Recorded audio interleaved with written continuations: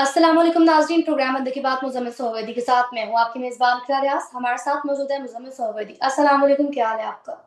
वालेकुम सलाम, बिल्कुल ठीक हूँ। आप सुनाएँ कैसी तबीयत है आपकी? सर, आपकी खबरें तो दुरुस्त साबित होती हैं, हम सब ने ये देखा है टाइम टू टाइम। तो सर, आपने जो कहा था कि मंसूर अली शाह साहब को साइडलाइन कर दिया जाएगा, तो प्रोसेस तो जो वो है वो शुरू हो गया है। तो और वो वीडियो हम दिखाते हैं नाज़रीन को, तो 1-2 सेकंड की वीडियो पहले आप वो देख लें, फिर हम इस पर बात करते हैं। तो देखें। अब जहाँ तक बात है कि उनको जो हटाया जा रहा है, मेरे ख़्याल में मंसूर अली शाह साहब को साइडलाइन करने का अमल शुरू हो गया है। हुँ। आप देखें कि उनको जो फेडरल जुडिशियल एकेडमी से हटाया गया है और भी उनको अब इम्पोर्टेंट केसेस मार्क नहीं होंगे, जहाँ तक मेरा ख़्याल है। उन्होंने जो पीछे बेंचेस के वाले में किया है, उनको बहुत देखभाल कर केसेस होंगे। अब तो बहुत चॉइस आ गई ना ज चीफ जस्टिस जाहिया अफरीदी के पास। तो नाज़रीन वीडियो आपने देख ली है और सर मैं आपसे पूछना चाहूँगी कि आज चीफ जस्टिस साहब ने दर्जन भर कमेटियाँ बना दी और एक भी कमेटी के अंदर जस्टिस मंसूर अली शाह साहब नहीं है। तो सूरत-ए-हाल कहाँ जा रही है, क्या कहेंगे? क्या एनालिसिस है आपका? देखें, जो है ना वो कहते हैं कि जो डर गया वो मर गया। मंसूर अली शाह साहब डर गए। देखें, जब वो कर रहे थे बेंच फिक्सिंग का केस सुन रहे थे, तो उस वक़्त कंटेम्प्ट ऑफ कोर्ट के नोटिस दे देते फिर चीफ जस्टिस को भी और अमीनुद्दीन साहब को भी। उन्होंने क्यों लिख के भेजा कि आप फुल कोर्ट बना दें और एक मौका ज़ाया कर दिया। देखें ना, अब इसके बाद तो चीफ जस्टिस उनको दोबारा मौका नहीं देंगे। एक दफ़ा जब समझ आ गई कि मंसूर अली शाह साहब जो हैं, वो किसी वक़्त आपकी गर्दन पे हमला कर सकते हैं, तो दोबारा कौन मौका देगा आपको हमला करने का? आपने मखसूस नशिस्तों के केस में वज़ाहतें जारी कीं, उन वज़ाहतों का भी मकसद 26वीं आईनी तरमीम को रोकना था। आपने 26वीं आईनी तरमीम के खिलाफ मुनीब अख्तर के साथ मिलकर फुल कोर्ट बनाना चाहा, उनका मकसद भी याहिया अफरीदी को हटाना था। फिर ये जो एक केस का तनाज़ा हुआ कस्टम वाले, उसमें भी ये लगा कि आप याहिया अफरीदी साहब को पर हमला करना चाहते हैं। तो मेरा मतलब है, जब चीफ जस्टिस को ये क्लियर हो गया है कि आपके डिज़ाइन्स उनको हटाने के और उनको उनका उनकी कत्ल करने के हैं, तो मेरा नहीं ख्याल याहिया अफरीदी साहब दोबारा मौका देंगे मंसूर अली शाह साहब को। लिहाज़ा मंसूर अली शाह साहब को तो मेरा मतलब है साइडलाइन अमल होने का एक फितरी बात है, कॉमन सेंस की बात है। मंसूर अली शाह साहब ने जुडिशियल कमीशन का बायकॉट कर लिया, मंसूर अली शाह साहब ने जुडिशियल कमीशन रोकने की कोशिश कर ली, जजेस की तैनातियाँ रोकने की कोशिश कर ली, उन्होंने हर वो काम करने की कोशिश की जो उनके बस में था।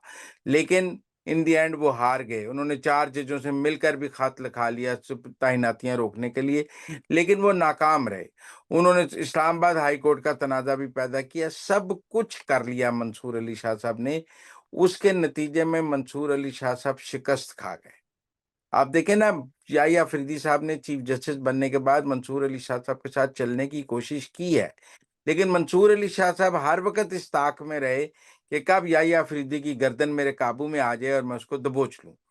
अब जब वो 2-3 हमलों के बाद याहिया अफरीदी साहब को ये समझ आ गई कि मेरी गर्दन के दर पे हैं, तो मुझे तो कॉमन सेंस तो यही थी कि वो दोबारा अपनी गर्दन उनके शिकंजे में नहीं देंगे। लिहाज़ा उनको साइडलाइन करते जाएँगे और वो ओएसटी जज हो जाएँगे, ऑफिसर ऑन स्पेशल ड्यूटी जज, जिनका कोई रोल सुप्रीम कोर्ट में नहीं होगा। वो जो सीनियर प्यूनी जज होते हुए भी कुछ नहीं होंगे। लिहाज़ा आपने देखा आज जितनी कमेटियाँ बनी उनमें वो नहीं थे। हालाँकि वो खुद को तो आईटी का माहिर कहते हैं और उन्होंने लाहौर हाई कोर्ट में आईटी को बहुत फ़रोग़ दिया और आईटी का बड़ा यहाँ काम कराया, ठेका दिया, सब कुछ किया। तो अब वो आईटी के माहिर भी नहीं रहे, केस मैनेजमेंट के माहिर भी नहीं रहे और उनके बगैर भी सुप्रीम कोर्ट चल सकता है, यही अफरीदी साहब ने बताया है। अब उन्होंने अपने रिटायरमेंट के दिन पूरे करने हैं या इस्तीफ़ा देना है, ये उनकी चॉइस है। या को खतो-खताबत करते रहना है, लेकिन मेरा नहीं ख्याल याहिया अफरीदी साहब उनको कोई अब ऐसा मौका देंगे, जिससे वो याहिया अफरीदी साहब की गर्दन दबोच सकें। सर आगे बढ़ते हुए बात करेंगे कि खान साहब ने ट्वीट किया है और एक जज हैं, उनको अपने निशाने पर रख लिया। जस्टिस नुसरत अली साहब को एक तरह से मेंशन किया गया है और कहा गया है कि किसी भी जज को इस तरह के रिमार्क्स नहीं देने चाहिए, दोनों जानिब से मौक़िफ़ सुनना चाहिए और इस तरह के रिमार्क्स देने से, फैसले देने से गुरेज़ करना चाहिए। 9 मई वाले केस में स्पेसिफिकली। तो सर क्या कहेंगे? नहीं, देखें बात सुनें, जजेस के जो रिमार्क्स हैं, उनको तो हमेशा डिफेंड करती रही है पीटीआई। जब ये जजेस जो हैं ये हुकूमत के खिलाफ रिमार्क्स देते थे, तो पीटीआई का मौकफ होता था कि ये बड़े अपराइट ऑनेस्ट जज हैं। जब वो मरहूम अजमत सईद साहब नवाज शरीफ को कहते थे कि आपके लिए अडयाला में एक बैरक खाली है, रिमार्क्स में ही कहते थे ना, तो तब तो कहते थे बड़ी कमाल बात कर दी अजमत सईद साहब ने। जब उमर अताब बंदियाल साहब रिमार्क्स देते थे, जब रोज साकिब निसार साहब रिमार्क्स देते थे, देखें जजेस, मैं ये मानता हूं पाकिस्तान में तो जजेस का रिमार्क्स देने का एक कल्चर मौजूद है, और जजेस दौरान समात रिमार्क्स देते हैं। अगर रिमार्क्स पीटीआई के हक में हो तो पीटीआई तबला बजाना शुरू कर देती है, खिलाफ हो तो जज को बुली करना शुरू कर देती है। अब मुशर्रत हिलाली साहब को वो बुली कर रहे हैं इमरान खान साहब अपने ट्वीट्स के जरिए। वैसे तो पूरी पीट अब तो इमरान खान के ट्वीट को पीटीआई भी रीट्वीट नहीं करती। अब तो पीटीआई के मेन लीडर भी इमरान खान के ट्वीट को रीट्वीट नहीं करते, सिर्फ जबरान लियास ही उसको रीट्वीट करता है, या बाहर बैठे जो लोग हैं वो रीट्वीट करते हैं। पाकिस्तान में अंदर रहने वाले कोई भी उनके ट्वीट को रीट्वीट नहीं करते। लेकिन मैं एक और सवाल करता हूँ, क्या ये जो मुदाखलत नहीं है अदलिया में इमरान खान के ट्वीट, ये इस्लामाबाद हाईकोर्ट के जजेस तो कह रहे हैं कि जी इस्टेब्लिशमेंट की बड़ी मुदाखलत है, ये जो अब मसरत लाली के खिलाफ ट्वीट है, क्या ये जजेस की ये जुडिशरी में मुदाखलत नहीं है? मतलब फौज भी या एस्टेब्लिशमेंट भी जजिस पर असरअंदाज होने की कोशिश करती है तो आप उसे कहते हैं मुदाखलत है। तो जब इमरान खान अपने ट्वीट से या राय अम्मा से या ओपिनियन मेकिंग से असरअंदाज होने की कोशिश करता है तो वो मुदाखलत नहीं है। मुदाखलत तो हर किस्म की हो सकती है, सिर्फ डंडे से तो नहीं है, ट्वीट से भी मुदाखलत हो सकती है।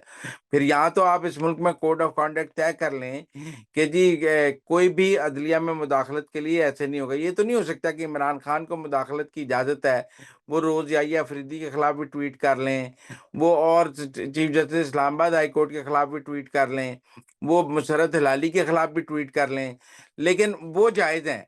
लेकिन अगर दूसरी तरफ से जवाब दिया जाए तो आप कहें देखें बड़ी ज्यादती हो गई, ये तो अदलिया में मुदाखलत हो गई, ये तो अदलिया को दबाव में लाने की कोशिश है। अदलिया को सबसे ज्यादा दबाव में लाने की तो इमरान खान खुद कोशिश करते हैं। जो जज भी उनके खिलाफ फैसला देता है उसके खिलाफ महाज गर्म कर देते हैं और उसके खिलाफ जो है बोलना शुरू कर देते हैं, ट्वीट शुरू कर देते हैं, उसकी स्कैंडलाइजेशन शुरू कर देते हैं। चीफ जस्टिस इस्लामाबाद आमिर फारूक इसका बहुत शिकार रहे, काजी फैज ईसा इसका बहुत शिकार रहे, और बहुत से जजेस इसका बहुत शिकार रहे हैं। तो अब ताज़ा शिकार मुशर्रत हिलाली हैं। मेरे ख्याल में तो इन ट्वीट्स पर कंटेम्प्ट ऑफ कोर्ट का नोटिस देना चाहिए, क्यों नहीं देना चाहिए? अगर वो रिमार्क, अगर आपको जज के रिमार्क्स नहीं पसंद तो फिर आप उनके खिलाफ जवाब देंगे तो फिर वो समाअत नहीं करेंगी, वो कहेंगी जी मुझे तो समाअत के दौरान सवाल पूछने की भी इजाजत नहीं है। मेरे ख्याल में ये जज को दबाव में लाने की कोशिश है। वैसे मुशर्रत अली साहब ने क्या कहा, साहबा ने क्या कहा, उन्होंने कहा 9 मई को हद ही कर दी है। तो क्या हद नहीं कर दी है? मेरा मतलब है 9 मई को हद नहीं हो गई है पाकिस्तान में, अब कौन 9 मई का दिफा कर सकता है? सर आगे बढ़ते हुए बात करेंगे, जैसे 9 मई का ज़िक्र है, तो सर अब शिकायतों का सिलसिला जो है वो शुरू हो गया है। हर कोई एक-दूसरे पर शिकायतें लगा रहा है और हम देख रहे हैं कि पाकिस्तान तहरीक-ए-इंसाफ की जानिब से एक तहरीक चलाने की कोशिश की जा रही है, बल्कि काफ़ी तहरीकें चलाने की कोशिश की गई, लेकिन कामयाब नहीं हो रहे। फिर हमने देखा कि जो वकला रहनुमा है, वो भी एक-दूसरे से शिकायतें लगा रहे हैं। तो सर ये मामला तो थमने का नाम नहीं ले रहा, तो सूरत-ए-हाल कहाँ तक जाएगी?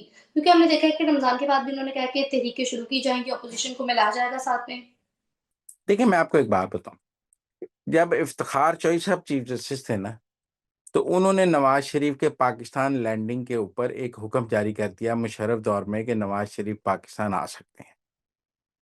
लेकिन जब नवाज शरीफ वापस आए तो उन्हें इस्लामाबाद एयरपोर्ट से वापस सऊदी अरब भेज दिया गया। अगले दिन जब मुस्लिम लीग नून वाले सुप्रीम कोर्ट पहुंचे तो इफ्तिखार चौधरी साहब ने कहा कि आपका लीडर आ रहा था तो आप सड़कों पर उतने बंदे एयरपोर्ट पे ला ही नहीं सके कि उसको रिसीव कर सकते, खाली अदालती हुक्म तो काफी नहीं होता। देखिए सुप्रीम कोर्ट में जजेस को की तैनाती रोकने के लिए एक ग्रेटर गेम प्लान था। सुप्रीम कोर्ट के अंदर से 4 जजेस ने खत लिखा, आपने उसके बाद वकला की तहरीक शुरू करके जिस दिन जुडिशल कमीशन का इजलास था इस्लामाबाद सुप्रीम कोर्ट के आगे मुजाहरा रखा। अब इनकी अंडरस्टैंडिंग ये थी कि अंदर से भी जज हमारे साथ हैं और बाहर हजारों वकील इकट्ठे हो जाएंगे तो चीफ जस्टिस याहिया अफरीदी और हुकूमत डर जाएगी और सुप्रीम कोर्ट में जजेस तैनात नहीं होंगे। लेकिन हुआ क्या, मंसूर अली शाह और मुनीब अख्तर ने बाइकआउट तो किया बैरिस्टर अली जफर के साथ, लेकिन बाहर उतनी तादाद में लोग मौजूद नहीं थे, बाहर 200-400 वकील थे। अब इस पर तहरीक इंसाफ के अंदर लड़ाई हो रही है कि आप लोग वकला क्यों नहीं ला सके। ये हामिद खान की नाकामी है या सलमान अकरम राजा की नाकामी है। ये जो चैट है ये उस नाकामी के ऊपर है। अलीमा खान कह रही हैं कि ये बहुत पुअर शो था और आप वकील नहीं ले जा सके। सलमान अकरम राजा साहब कह रहे हैं कि पीटीआई के लोग तो आए ही नहीं और बैरिस्टर गौहर भी वहां नहीं पहुंचे और पीटीआई से तो कोई आया ही नहीं, मैं अकेला ही लड़ता लड़ता मर गया। और वो कह रही हैं कि ओवरऑल ये बहुत ही पुअर शो था। देखें, वाकई पुअर शो था। मैंने पहले भी कहा है कि इफ्तिखार चौधरी को वकला तहरीक ने बहाल नहीं कराया था, उसे नवाज शरीफ के लॉन्ग मार्च ने बहाल कराया था। अगर पीटीआई में दम होता तो उस दिन वकला के लॉन्ग मार्च में शामिल हो जाती और सारे पहुंच जाते, तो वहां ये गुजराला ही फैसला हो जाता। लेकिन चूंकि पीटीआई में दम ही नहीं है अब एहतजाज करने का, बिलखसूस पंजाब से तो कोई उनके साथ निकलने को तैयार नहीं है, और केपी में उन्होंने लड़ाई शुरू करा दी है जुनेद अकबर और उसकी गंडापुर की, तो अब टेक्निकली तो उनके पास एहतजाज का कोई ऐसी कोई फोर्स मौजूद ही नहीं है जिसमें किया जा सके। तो ये सारी जो बहस अलीमा खान और सलमान अकरम राजा के दरमियान है वो उस नाकामी के ऊपर है जो सुप्रीम कोर्ट में 7 नए जज लगे हैं। देखिए, मंसूर अली शाह को साइड लाइन करने का अमल भी नए जजेस के आने के बाद ही हुआ है, क्योंकि मंसूर अली शाह जो 8 जजों की अक्सरियत लेके बैठे हुए थे, 7 नए जज आने से वो अक्सरियत अकलियत में बदल गई। अब मंसूर अली शाह साहब के साथ जो जजेस हैं वो भी आहिस्ता आहिस्ता टूट गए। देखें, 8 में से खत तो सिर्फ 4 ने लिखा, और 4 में से भी आप देखें उस दिन ये सब मजबूर हो गए उन्हीं जजेस की हलफबरदारी पर आने के लिए भी, क्योंकि आप रोक नहीं सके। आप उसका बाइकाट करते तो आपने सुप्रीम कोर्ट में उनके साथ पहले दिन ही ग्रुपिंग हो जाती। आप मजबूरन बादले ना खास्ता आप उनकी हलफबरदारी में आए, लेकिन उन सबको भी पता है कि आपने उनकी तैनाती रुकवाने के लिए हर मुमकिन कोशिश की है। लिहाजा मेरा ये ख्याल है कि तहरीक इंसाफ वकला तहरीक भी चलाने में नाकाम रही है और एहतजाजी तहरीक भी चलाने में नाकाम रही है। ये दोनों नाकामियां जो हैं ये पीटीआई के अंदर अब रोज जो है वो इनके ऊपर बात हो रही है, ले दे हो रही है, एक दूसरे को जिम्मेदार ठहरा रहे हैं और कह रहे हैं कि जी हमारे साथ कोई निकलता नहीं है पंजाब में या बाहर। तो ये इस नाकामी पर जो है वो आपस में बात हो रही है। सर, आपसे एक सवाल करना चाहूंगी। हम देखते हैं कि पीटीआई खबरों की जीनत बनी हुई है और कभी ऑडियो लीक्स होती हैं तो कभी वीडियो लीक्स होती हैं। अब हम बात करेंगे चैट लीक्स को लेकर। ये जो चैट लीक सामने आई हैं, शिकायतों के अंबार लगाए जा रहे हैं एक दूसरे पर, और फिर हम देखते हैं कि वकला की जानिब से भी, जो वकला रहनुमा है उनकी जानिब से भी जो ये शिकायतें लगाई गई हैं, और हालात कहाँ को जाते हुए देख रहे हैं। नहीं, मेरा मतलब है कि पीटीआई पैदा ही गालम गलूच के कल्चर में हुई है। ये गालम गलूच का कल्चर, इन्होंने 4 साल अपने सियासी मुखालफिन को गालियां दी। अब इनको गालियां निकालने की और बदतमीजी की इतनी आदत है कि अब ये आपस में भी वही कर रहे हैं।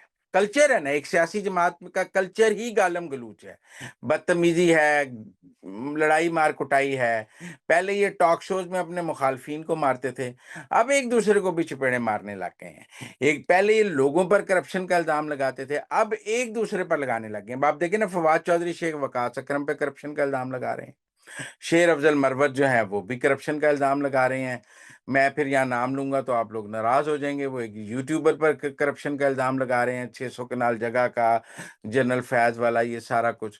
तो इसलिए इस वक्त तो पीटीआई एक दूसरे पर करप्शन का इल्जाम लगा रही है। फवाद चौधरी कह रहे हैं करोड़ों रुपए वो खा गए हैं, वो कहते हैं 5 करोड़ रुपए लिए थे रऊफ साहब ने फौज के खिलाफ मुहिम चलाने के लिए, वो खा गए हैं। वो कहते हैं 80 करोड़ को कितने करोड़ रुपए वकला खा गए हैं। वो कहते हैं एहतजाज के नाम पर इतने करोड़ रुपए दिए गए थे, एहतजाज भी नाकाम हो गया, करोड़ रुपए भी, कितने करोड़ रुपए भी जाया हो गए। सर, ये किस यूट्यूबर का आप कह रहे हैं। जिनके बारे में शेर अफजल मरवत कह रहे हैं कि वो 600 कनाल जगह उन्होंने जनरल फैज से ली, वो क्यों नहीं जवाब देते इस बात का कि वो 600 कनाल जगह उन्हें जनरल फैज ने क्यों दी। सर, शेर अफजल भुट्टो साहब ने तो इमरान रियाज खान साहब का जिक्र किया और ये रिपोर्ट भी कर सकते हैं, तो सारी उम्र रसीदें मांगते रहे हैं इमरान रियाज खान नून लीग वालों से, पीपल पार्टी वालों से। आप बता दें कि चकवाल की जमीन आपको क्या दी जनरल फैज के भाई ने या जनरल फैज ने, या वो आपने कैसे ली। आपने वो जो चकवाल की जमीन की बार बार बात हो रही है, और जो माइनिंग के वो कहते हैं जी पहले तो आप गंडापुर के बहुत बड़े वकील थे, और आप बेहतरीन गंडापुर के वकील थे। बल्कि जब वो डी चौक से गायब हुए तो उनकी वकालत में आधे घंटे का वीलॉग इमरान रियाज खान साहब ने किया कि वो कितनी मुश्किल से कैसे गायब हुए और किस तरह पहुंचे, और ऐसी कहानी बयान की अफसानवी के हम भी इमरान रियाज खान की उन सलाहियतों के बड़े मोतबर हो गए। बाद में अब शेर अफजल मरवत कहते हैं कि माइनिंग का ठेका मांग रहे थे, नहीं दिया, तो फिर उनकी गंडापुर से लड़ाई हो गई। जब माइनिंग का ठेका नहीं मिला तो गंडापुर गद्दार हो गया। ये मैं तो नहीं कह रहा, ये तो शेर अफजल मरवत कह रहा है। देखें, इमरान रियाज खान पर नून लीग इल्जाम लगाए, हमें समझ आती है कि वो नून लीग के खिलाफ बात करते हैं। पीपल्स पार्टी इल्जाम लगाए, हम कहेंगे जी देखें बुग्ज होगा, वो बात खिलाफ करते हैं। उन्होंने सारी जर्नलिज्म ही नून लीग और पीपल पार्टी के खिलाफ की है। लेकिन अगर वो पीटीआई उनके ऊपर करप्शन का इल्जाम लगाए, अगर गंडापुर उनके ऊपर करप्शन का इल्जाम लगाए, या शेर अफजल मरवत लगाए, या और पीटीआई के लोग लगाएं कि ये करप्शन किया है इन्होंने, तो उसका कौन जवाब देगा हमें? उन पर करप्शन का इल्जाम पाकिस्तान की फौज तो नहीं लगा रही, एस्टेब्लिशमेंट तो नहीं लगा रही। वो रोज एस्टेब्लिशमेंट के अफसरान को बुरा भला कहते हैं, पर किसी ने उन पर करप्शन का इल्जाम तो नहीं लगाया। मुझे नहीं किसी ने उनकी करप्शन की फाइल दिखाई। सर, आजकल तो गंडापुर साहब पर भी इल्ज़ामात लगाए जा रहे हैं और फिर हम देख रहे हैं कि गंडापुर साहब भी जवाब दे रहे हैं इन इल्ज़ामात का, और हमने देखा है कि ये तो शेर अब्दुल मर्वत साहब तो गंडापुर की साइड पे हैं सर, तो फिर ये सूरत-ए-हाल तो वाज़ेह है। बात यह है कि क्या पीटीआई नहीं उन पर इल्जाम लगा रही है? कोई मेरा मतलब है अतात आरन ने तो उनके खिलाफ प्रेस कॉन्फ्रेंस नहीं की। उनके ऊपर पीटीआई के अंदर से इल्जाम लग रहे हैं। वो उनके घर का मामला है, वो बता दें अपने घर को कि मैंने कहाँ से सारा माल बनाया। तो नाज़रीन, ये थी आज के अंदर की बातें। आपसे मुलाकात होगी अगले प्रोग्राम में, तब तक के लिए आप हमें दीजिए इजाज़त। अल्लाह ने के बाद।